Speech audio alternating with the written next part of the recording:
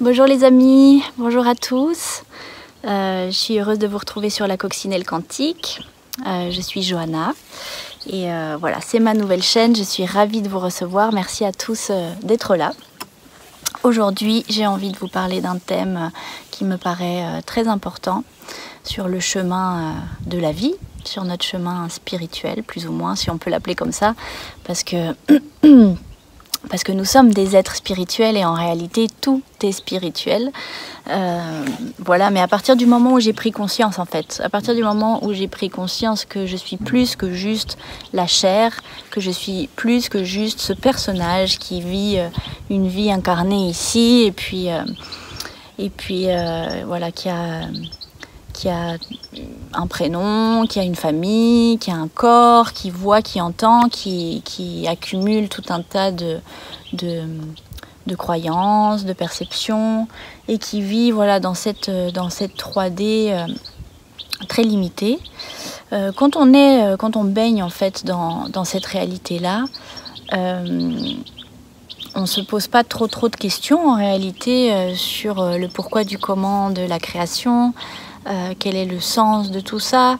Et puis peut-être si on se pose ces questions-là, on va y répondre mentalement sur un niveau qui reste malgré tout très limité et très manipulé par l'inconscient personnel et l'inconscient collectif. Et en fait, il se passe quelque chose à partir du moment où on ouvre cette porte, où il y a cette brèche qui se crée, et que tout d'un coup, tout ceci ne nous suffit plus, que ça fait pas de sens pour nous, et qu'on va accumuler tout un tas de choses qui nous font souffrir finalement. Il y a un moment donné où il y a une porte intérieure qui va s'ouvrir, il y a une fissure qui va se faire et qui va permettre à la lumière de rentrer. Et c'est là qu'on commence en général le chemin spirituel, c'est là qu'on appelle souvent l'éveil. Mais en fait, se réveiller, ça ne veut pas dire s'illuminer et être dans la lumière totale et ne plus avoir de problèmes et ne plus avoir de choses à affronter, être en permanence en paix et en harmonie intérieure. Malheureusement, ça ne se passe pas tout à fait comme ça et je dirais même que c'est tout le contraire.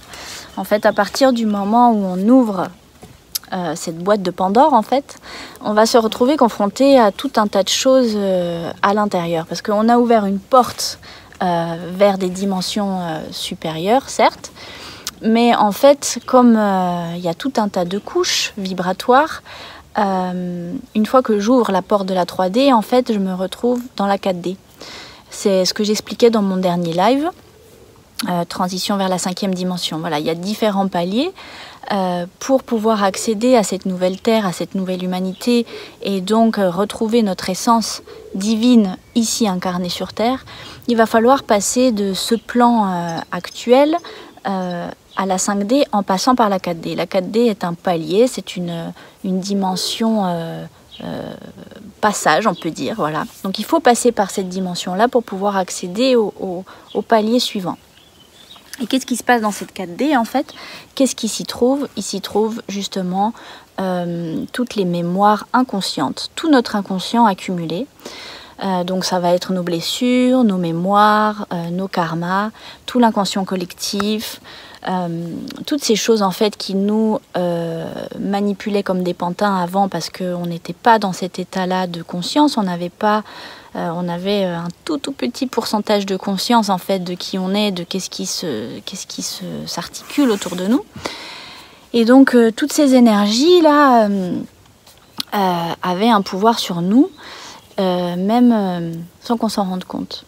Et à partir du moment où en fait où on ouvre cette porte là, eh bien toutes ces énergies inconscientes se révèlent à nous. Et du coup voilà, on ne peut pas penser. C'est une grosse erreur de penser qu'à partir du moment où je me connecte à Dieu, je me connecte au divin et à l'essence divine que je suis, eh bien tous mes problèmes sont résolus. Eh bien non, en fait, parce que étant donné que je vais faire rentrer de la lumière, un peu plus de lumière à l'intérieur de moi, bien évidemment, toutes mes parts d'ombre vont s'illuminer et vont me sauter à la figure, on peut dire. Et donc c'est à partir de là que commence un vrai chemin initiatique vers soi-même, de libération, de guérison, qui n'est pas du tout facile et lumineux comme on pourrait l'imaginer. Donc il faut vraiment comprendre qu'en fait, à partir du moment où je vais élever ma vibration et que je vais me mettre dans un état de conscience supérieur par rapport à cette 3D, et ben je vais rentrer dans cette couche-là d'inconscient et d'astral dans lequel voilà, il y a tout un tas de choses qui n'étaient pas mises en lumière jusqu'à présent et avec lesquelles je vais devoir me confronter. Donc l'élévation de fréquence n'est pas tout de suite, comment dire, ce n'est pas se retrouver directement dans une réalité de paix et d'harmonie. On est obligé de passer par cette phase-là, par cette phase de chaos intérieur. La 4e dimension, on peut dire que vraiment c'est les énergies du chaos. Mais ce chaos qui va être libérateur et transmutateur, on peut dire, de toutes ces parts que je trimballe, voilà, toutes ces choses qui jusqu'à présent me suivaient. Parce que il faut comprendre que quand on a une blessure, un karma ou une mémoire, et qu'on commence à travailler dessus, qu'on va voir des thérapeutes, voilà, ça fait 6 ans que je travaille sur ce truc-là, je pensais que c'était réglé, et puis là, voilà, je me connecte au divin, et puis là, voilà, il y a eu cet événement, et paf, en fait, j'ai l'impression que j'ai rien fait du tout, en fait, que mon travail n'a servi à rien, parce que j'ai complètement explosé. Et ben en fait, c'est parce que vous êtes allé dans une couche plus profonde de cette blessure-là. Nous sommes vibratoirement sur différentes couches. Donc au départ, je vais aller en surface, je vais guérir les premières choses, les choses qui sont évidentes pour moi. Et une fois que ceci est transcendé, libéré, eh bien vous comprenez bien qu'il y a encore des ramifications, il y a encore des racines qui vont plus profondément et qui peuvent aller vraiment en plus sur différents plans, parce que ça peut être des choses qu'on se trimballe depuis plusieurs vies. Dans notre multidimensionnalité, il y a des choses, voilà, qui ont des ramifications qui peuvent aller très loin.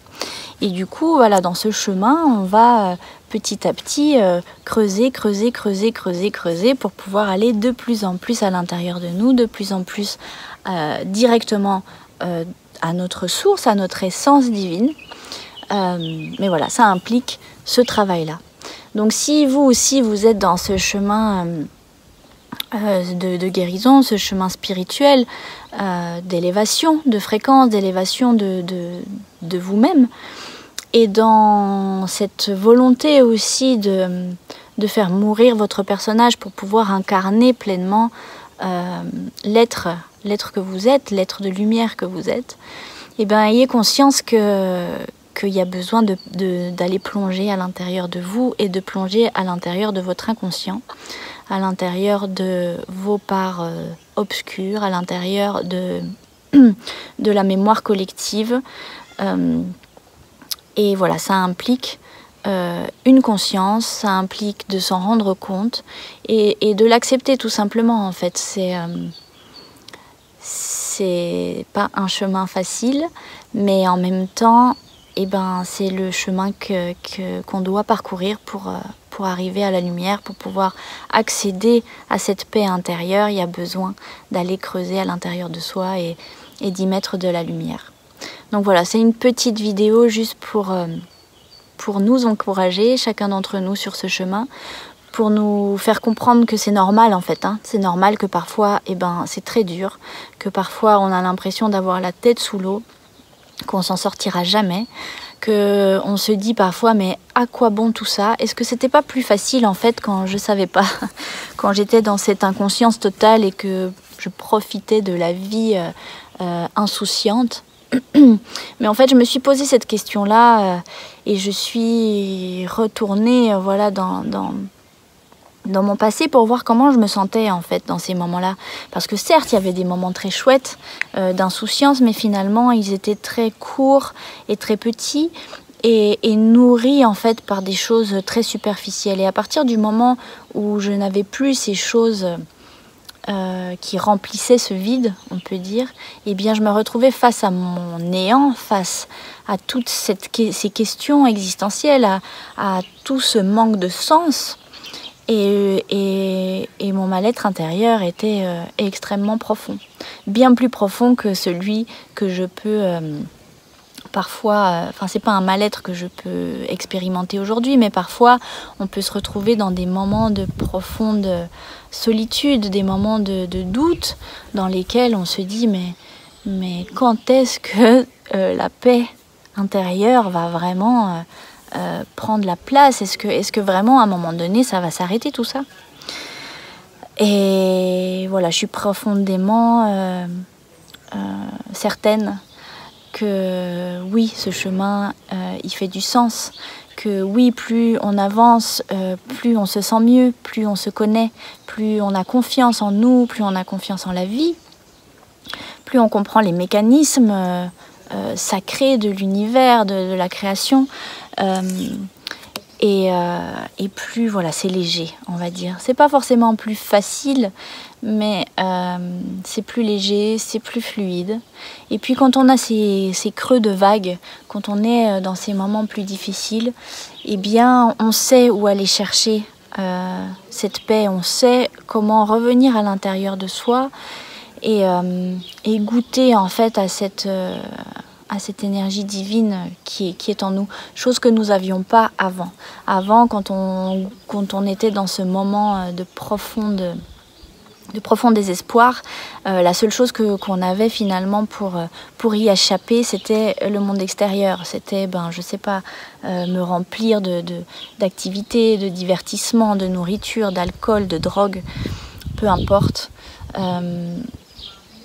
Et aujourd'hui, voilà, plus on avance, plus on connaît le chemin intérieur pour aller dans notre temple intérieur qui est là et qui a besoin d'être nourri, qui a besoin d'être construit petit à petit, pierre après pierre, on pourrait dire. Et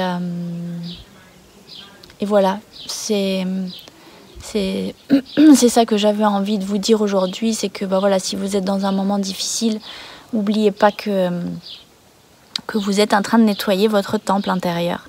Vous êtes en train d'y mettre de la lumière. Et forcément, quand on fait les grands nettoyages, ça remue la poussière. Il y a des moments où la maison, c'est un chaos pas possible parce que je suis en train de réorganiser, je suis en train de bouger les meubles, je suis en train de secouer les tapis.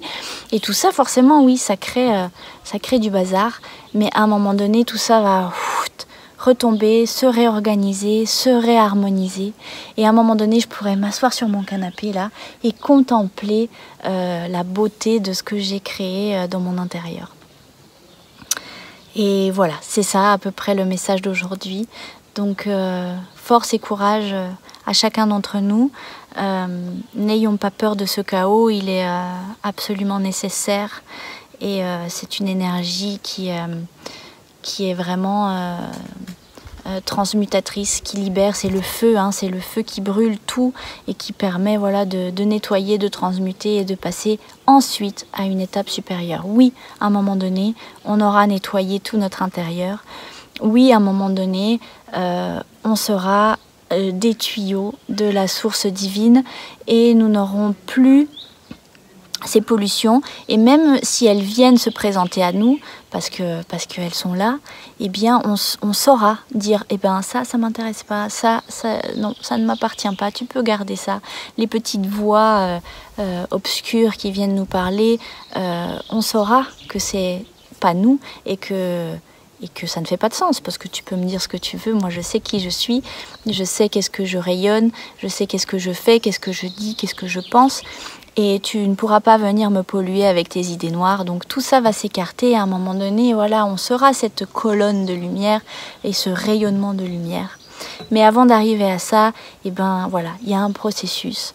On est encore dans une matérialité relativement dense et il faut accepter ces lois universelles qui sont là, le processus et le temps et l'espace dans lequel nous sommes, qui demandent voilà, ce travail qui prend le temps que ça doit prendre. Et c'est ok, soyons vraiment avec beaucoup de compassion pour nous-mêmes. ne soyons pas dans cette course effrénée de spiritualité qui finalement est une spiritualité égotique quand on se compare aux autres, quand on compare notre chemin aux autres, quand on se croit supérieur aux autres. C'est que là, on n'est pas dans le cœur, on est dans l'ego. Donc voilà, soyons vraiment attentifs, vigilants, mettons de la confiance dans chacun de nos gestes, de nos pensées, de nos actions. Et puis voilà, on va y arriver les amis, on va y arriver. Merci à vous d'être là. Je vous souhaite plein d'amour en tout cas sur ce chemin-là. Et n'oubliez pas que tout est à l'intérieur. Voilà, que tout ce qui se révèle à moi à l'extérieur n'est que le reflet de mon intérieur. Et plus je vais épurer ces choses à l'intérieur de moi, plus mon extérieur va être rayonnant et lumineux. Donc voilà, je vous embrasse fort, je vous souhaite une merveilleuse journée et à très vite les amis. Des bisous.